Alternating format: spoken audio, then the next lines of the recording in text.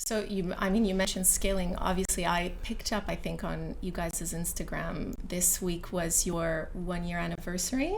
Last month. Yes. Oh my gosh! Happy belated birthday. Thank you. How has it been from, I guess, starting out? It was just you on your own in your. It was actually me and my home? 2 co-founders. Okay.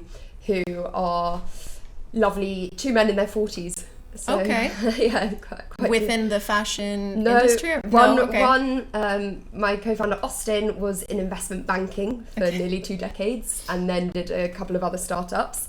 And Julian, he was the co-founder and COO of Made.com, and left a few years ago. But yeah, so they are brilliant, and they do a lot of the sort of less glamorous behind the scenes. But they're brilliant, and they're focused on the tech, the automation, the operations, keeping everything really lean. Yeah, that's awesome. So it works well. It's a good little team.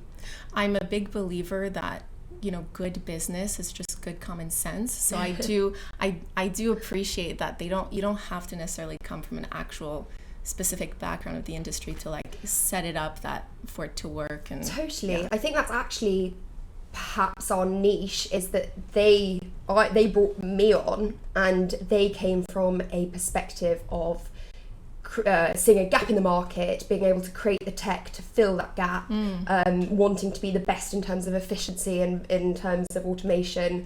The fashion was an afterthought, and I think actually people often think when you start a fashion startup, that's what it's a girl that loves shopping and creates it. But actually we came behind the afterthought. They got to the place that they thought, we actually need someone that does know who has something an about expertise clothes. In fashion. Totally. So that's where I came in. So yeah, it's a good triangles. I think are a strong shape. Yeah, complementary forces. Yeah.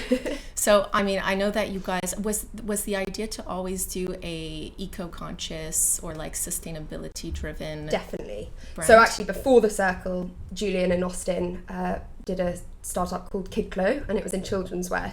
So a very similar premise, but in children's wear. And what they quickly learned that unfortunately in the UK market, the biggest infiltrator of children's clothing is supermarkets. And the average price then of your items are within the single digits. Right. And that's what you're competing with. And they had the same model that we've got running now, but they were playing with items that they were selling for £4. Yeah. So your margins are so small. So they were having to make everything so unbelievably lean.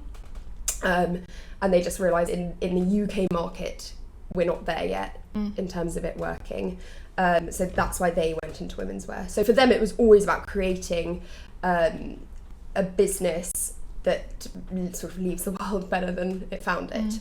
And they were trying to navigate a way of doing that, and that's how they came across this.